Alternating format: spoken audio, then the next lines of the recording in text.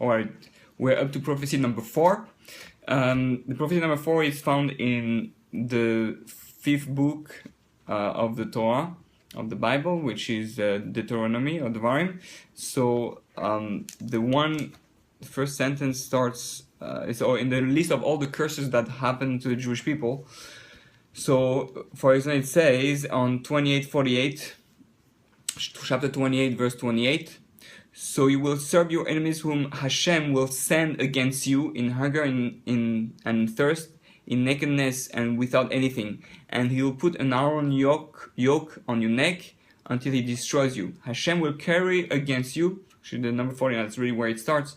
The prophecy that we see clearly in time is that God will carry against you a nation from afar, from the end of the earth, as an eagle will swoop a nation whose language you will not understand, a brazen nation that will not be respectful to the old nor gracious to the young. And it continues and continues till number 68, because this is where it is the most detail relevant to us. God will return you to Egypt in ships, on the way of which I say to you, you shall never again see it. And there you will offer yourselves for sale to your enemies as slaves and maidservants, but there will be no buyer. So, if we look in history, first of all, it says that there's a nation you don't understand, and it speaks about swooping down like an eagle. Now, very interesting, that prophecy refers to the Roman Empire. If you look at the Roman Empire, it's you have the symbol of the Romans is the eagle. Obviously, Roman, Latin, they didn't understand. But look at the details that you have in this prophecy. In the prophecy, you have the details that you're going to go back to Egypt, right? That's one detail. It didn't make, and not only that, you go with ships. Like, it didn't make sense at the time to go with ships because there were thousands. It will make much more sense to go through the land.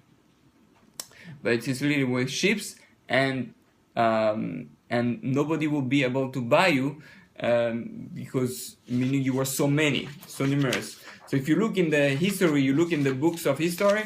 There's one here, for example, that I took from it's a Roman historian, Munter, where that it describes what's happened, and it says those captives that the Roman took, who were not sold in Israel itself, they were brought to the marketplace in Gaza, which, because of the great multitude of slaves who were sold there, was called Hadrian's marketplace.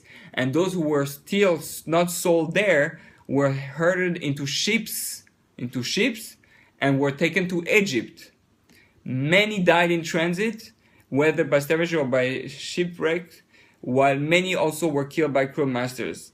There's another place in Roman historian, I don't have it here, that say that the reason they couldn't sell them even in Egypt because there were so many, nobody wanted to buy them, so you couldn't even survive. So here you have a prophecy that is black and white, and you see how precise, meaning all the things are precise and happen as it says. They were taken by a nation from afar, right, from Rome, from another country that they didn't understand the language. That happened. Number two, they were like referred as eagles. Well, that's also already a bit of a metaphor, but it's very clear that the eagle corresponds to the Romans, who used the eagle as their symbol. But then comes very clear, black and white, that they were brought through ships, and in order to be sold, and nobody wanted to buy them because there were so many. So again, that's a prophecy for human being to know that many details. This is a prophecy that happened about 435 years later, I think, between 400 and 500 years later, than that it was written. And if everything was written already in the Bible, it could not be changed. Everybody had that Bible.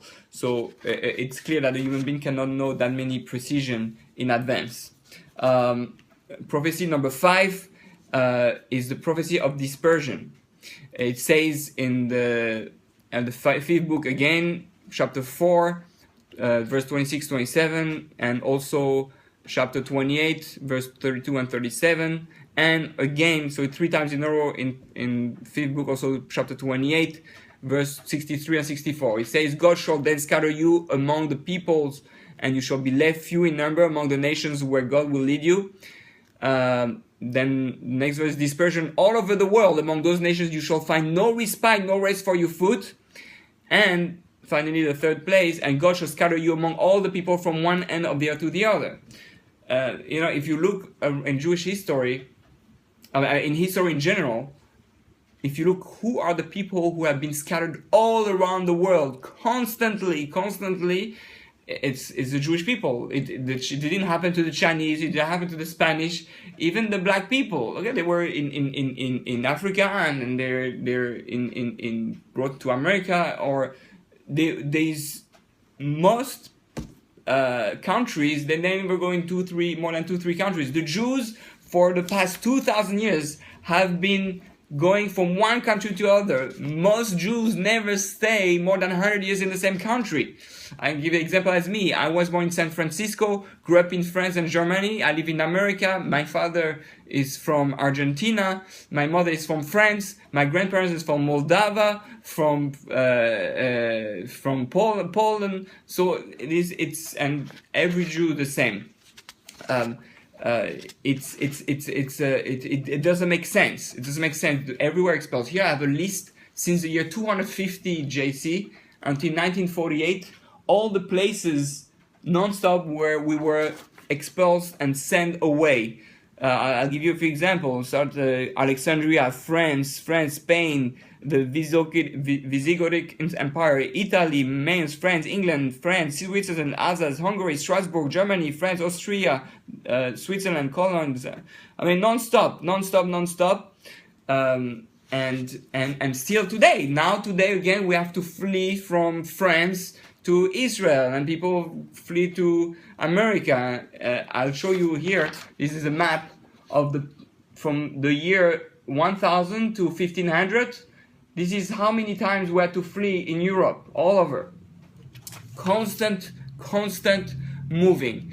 It doesn't make sense. Who will know that constantly we will always be expelled from one country to the other, always going to another country, scattered all over the world. You can go almost anywhere where there's a normal civilization. They're Jews almost everywhere. It's crazy. It doesn't make sense for someone to know that in over 2,000 years of history, and not say that about any other nations.